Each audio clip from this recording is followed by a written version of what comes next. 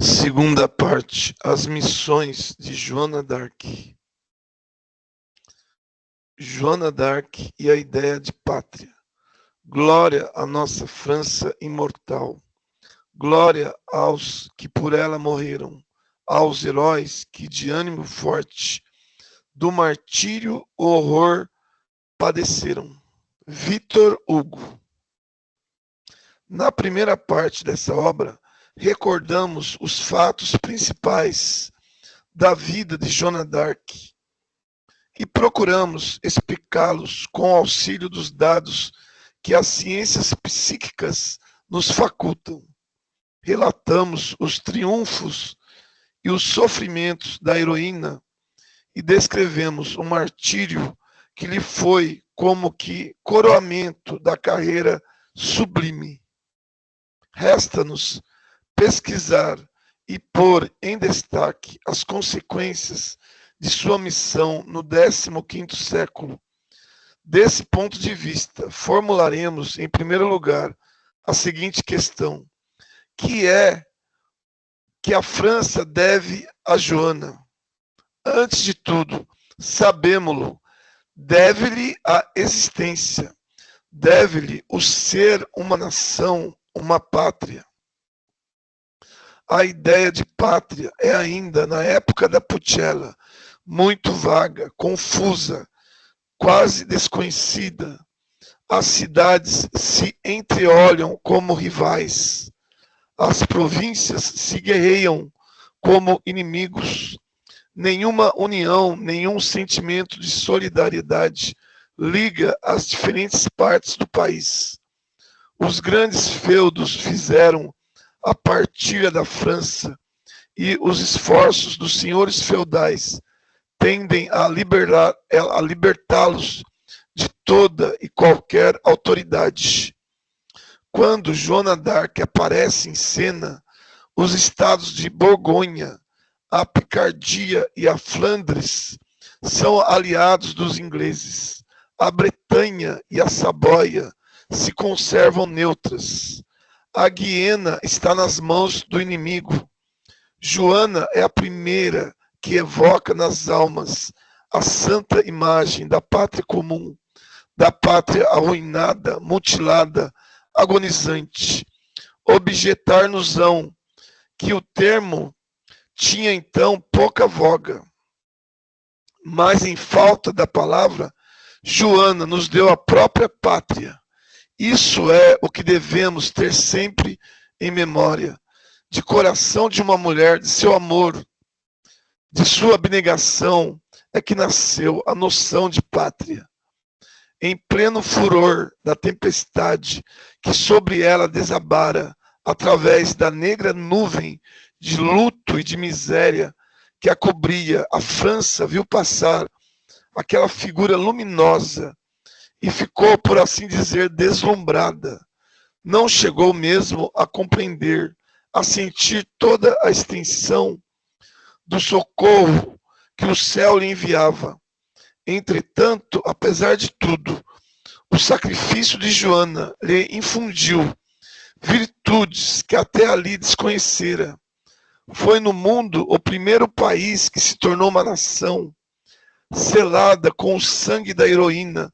Sua unidade não pôde mais ser desfeita ou aniquilada, nem pelas vicissitudes, nem pelos furacões sociais, nem por inúmeros desastres sem exemplo. Não ignoramos que na atualidade a ideia de pátria experimenta uma espécie de eclipse ou de decadência. Desde alguns anos vem sendo em nosso país criticada e mesmo combatida.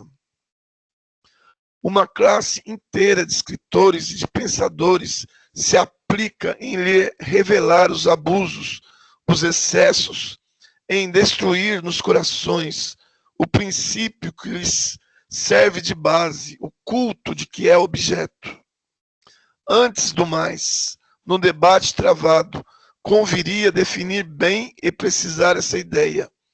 Debaixo de dois aspectos, ela se oferece ao pensamento, ora abstrata entre certos espíritos, constitui uma entidade moral e representa a aquisição dos séculos, o gênio de um povo sob todas as faces, em todas as manifestações, literatura, arte, tradições, a soma de seus esforços no tempo e no espaço, suas glórias, seus reveses, suas ações memoráveis, numa palavra, a obra completa de paciência, de sofrimento, de beleza que herdamos ao nascer, obra em que ainda vibra e palpita a alma das gerações que se foram.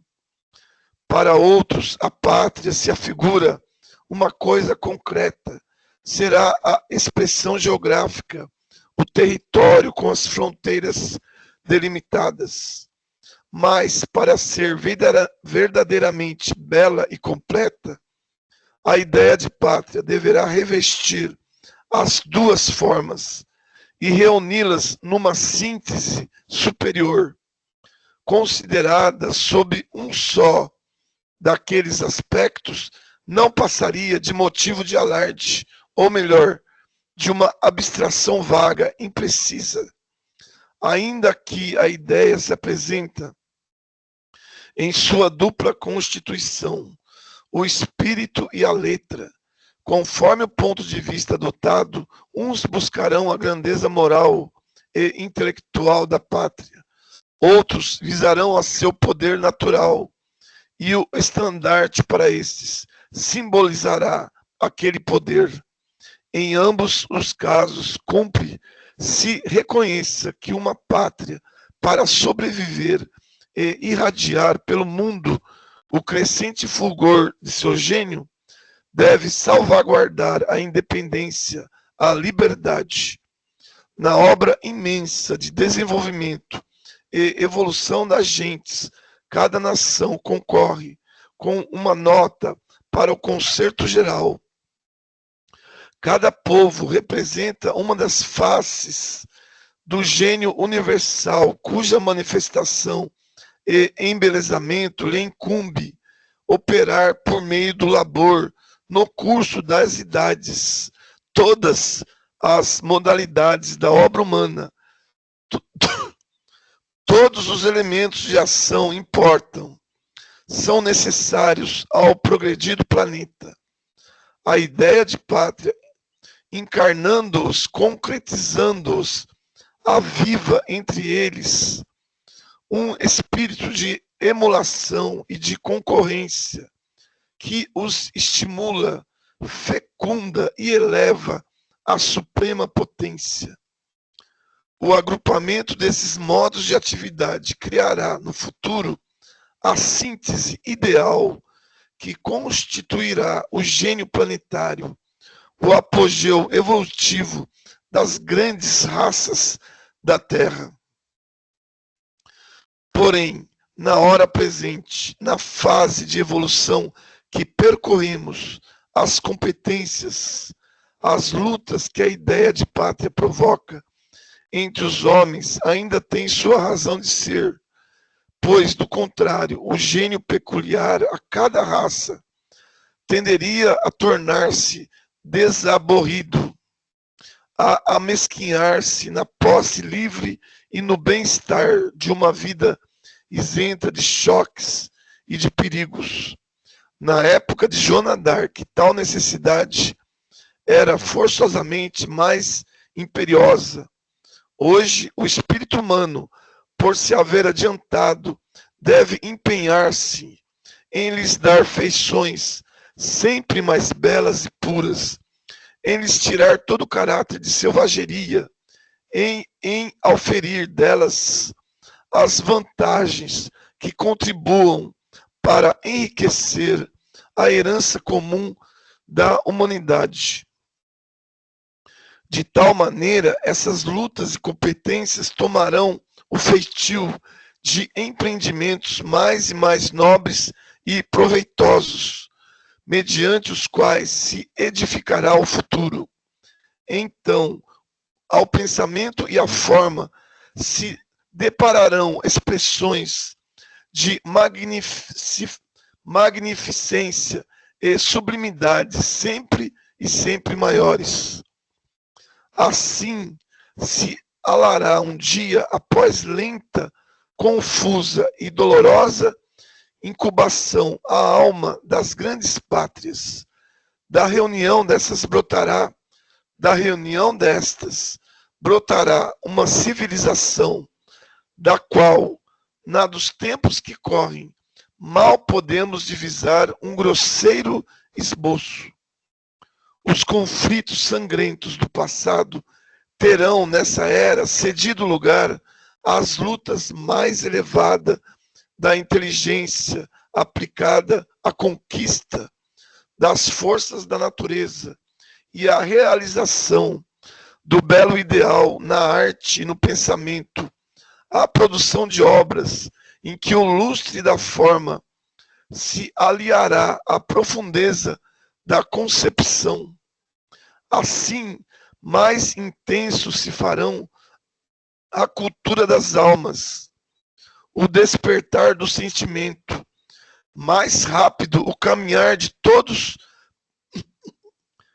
para os pináculos onde reina a beleza eterna e perfeita. A terra vibrará num só sentir e viverá de uma só vida. Já a humanidade se busca a si mesma, indecisa. O pensamento procura o pensamento na escuridão e por sobre as vias férreas e as imensas superfícies dos mares. Os povos se chamam e estendem os braços uns aos outros. O amplexo está para breve, pela conjugação dos esforços. Começará a obra gigantesca de adaptação da morada humana a uma vida mais ampla, mais encantadora, mais feliz.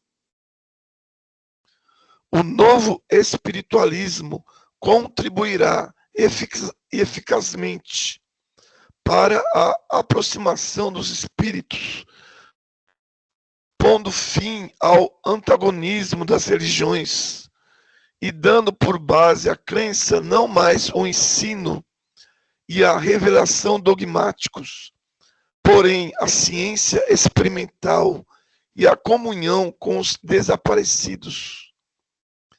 Presentemente, já ele acende focos em todos os pontos do globo. Sua luminosidade avançará gradativamente até que os homens de todas as raças estejam unidos por uma única maneira de conceber o destino na terra e no além. Voltemos a Joana d'Arc. Alguns escritores acham que sua intervenção na história foi antes prejudicial do que útil à França, e que a reunião de ambos os países sob a coroa da Inglaterra teria dado origem a uma nação poderosa, preponderante da Europa, e a qual estaria reservado grandioso destino. Falar assim é desconhecer os caracteres e as aptidões dos dois povos, absolutamente dessemelhantes, que nenhum acontecimento, nenhuma conquista lograria fundir inteiramente naquela época. O caráter inglês denota qualidades eminentes, que já tivemos ocasião de reconhecer e proclamar, mas forma-lhe o fundo um egoísmo que tem chegado por vezes até a ferocidade. A Inglaterra jamais hesitou no emprego de quaisquer meios para realizar seus propósitos. O francês, ao contrário, de mistura com inúmeros defeitos, revela um sentimento de generosidade quase cavalheiresca. Não menor se afirma a diversidade das aptidões. O gênio inglês é essencialmente marítimo, comercial, colonizador.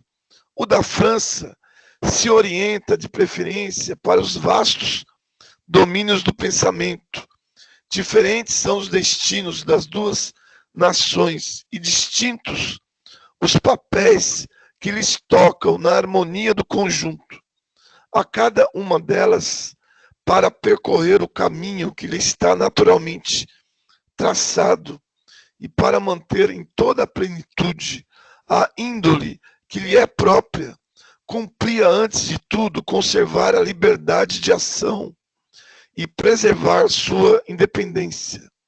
Reunidos debaixo de uma dominação comum, esses dois aspectos do gênio humano se teriam contrariado e peado os respectivos surtos. Por essa razão é que no século XV, ameaçado gênio da França, Joana d'Arc, se constituiu na arena da história o campeão de Deus contra a Inglaterra. Ela desempenhou um grande papel militar. Ora, em nossos dias se verifica que a organização militar caminha para o descrédito. Sob o nome de pacifismo, muitos pensadores, na maior parte animados de louvabilíssimas intenções, movem vigorosa campanha em nosso país contra tudo que lembra o espírito belicoso do passado e as lutas entre nações. De fato, a ideia de pátria deu aso a incontestáveis abusos. É a condição inerente a todas as coisas terrenas, mas nem por isso os povos perderam o direito e se forraram ao dever de rememorar suas glórias e de se orgulhar de seus heróis. Convimos em que a existência das milícias é um mal, porém não será um mal necessário. A paz universal representa um belo sonho e a solução pelo arbitramento de todas as lides internacionais, um progresso eminentemente desejável. Resta saber se a paz assegurada, prolongada, não acarretaria males de outra ordem. Só no 19º século, diz o Sr. Charles Richer, morreram por efeito da guerra 15 milhões de bravas criaturas. O passado inteiro não foi senão um estéril morticínio. Querer perpetuar essa infâmia faria corar.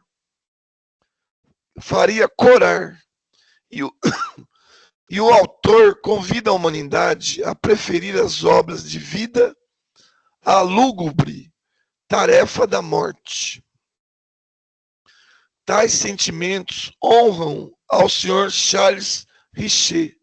Entretanto, para enxergarmos claro na questão, precisamos elevar-nos um pouco acima dos horizontes da vida presente e abranger com o olhar a dilatada perspectiva dos tempos assinados à evolução das almas humanas. A vida atual, sabemos, não passa de um ponto na imensidade dos nossos destinos.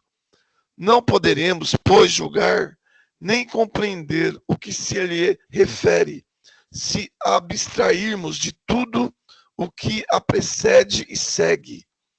Ora, tal precisamente o caso do Sr. Charles Richer, que é sépto por natureza, pouco informado acerca do que entende com além, e que, conforme ele próprio declara, não sente necessidade do além. Quanto à morte pela guerra, ouçamos o que a respeito dizem a sabedoria antiga e a sabedoria moderna. Ao seu discípulo Ardjuna, que vacila em dar combate às potências do mal e em sacrificar vidas humanas, Krishna, o fundador do brahmanismo, faz as seguintes ponderações. Os bem-avisados não se lamentam, nem por causa das tristezas da vida, nem por causa da morte que lhes põe termo. Esqueces que eu, tu e todos os chefes do exército sempre existimos e que jamais deixaremos de existir. Quando em troca de nossos corpos usados, outros nos forem fornecidos, animados de nova vida. Encara, pois, com a serenidade de uma alma impassível, as alegrias e as dores da existência. A vida de qualquer criatura desafia a destruição, porquanto a alma encarnada é eterna. Não tendo nascido, como poderia morrer? Não te cause inquietação nem o nascimento nem a morte. Olha de frente o dever que te corre. Ora, teu dever neste dia é travar uma justa e legítima batalha. Toda abstenção de tua parte seria uma pusilanimidade que te desonraria para sempre. Se te matarem, ganharás o céu. Vencedor, possuirás a terra. Ergue-te, portanto, filho de heróis, e combate com a firme resolução de vencer. Escutemos agora a palavra de um dos maiores psicólogos de nosso tempo, William James, reitor da Universidade de Harvard. Um instinto profundo, impossível de desarraigar-se, nos impede de considerar a vida uma simples farsa ou uma elegante comédia. Não, a vida é uma tragédia acerba, e o que nela mais sabor tem é o que mais amarga. Na cena do mundo, só ao heroísmo cabem os grandes papéis. É no heroísmo, sentímo-lo bem, que se acha oculto o mistério da vida. Um homem nada vale, se mostra incapaz de qualquer sacrifício. Quais os fins a que na realidade visamos nas vidas múltiplas, no decurso da sucessão de nossas existências na Terra e nos outros mundos? O objetivo da alma em sua carreira, temo-lo demonstrado, reside na conquista do futuro, na edificação de seu destino pelo esforço persistente. Ora, a paz indefinida em mundos atrasados e no seio de sociedades ainda pouco evoluídas, quanto as nossas, favorece o desenvolvimento da frouxidão e da sensualidade, os piores venenos da alma. A procura exclusiva do bem-estar, a sede de riqueza e de conforto que caracterizam a época em que vivemos são causas do quebrantamento da vontade e da consciência. Destroem-nos a virilidade e nos fazem perder toda iniciativa, toda capacidade de resistência nas horas adversas. A luta, ao contrário, engendra tesouros de energia que se acumulam nas profundezas da alma e acabam por se incorporar à consciência. Depois de terem estado norteado para o mal, nos estádios inferiores da evolução, estas forças, por efeito da ascensão e do progresso do ser, pouco a pouco se transformam em impulsões para o bem, pois que é próprio da evolução transmudar as potências más da alma em faculdades benfazejas, tal a divina e suprema alquimia. A guerra ensina o homem a desprezar a dor, a afrontar as privações e a morte.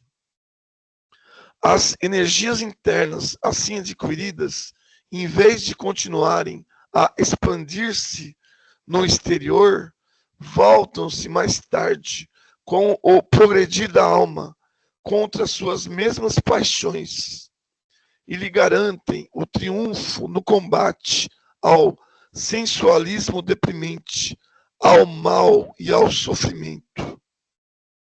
A ameaça das guerras externas pode ser tão salutar aos povos em via de evolução como aos indivíduos.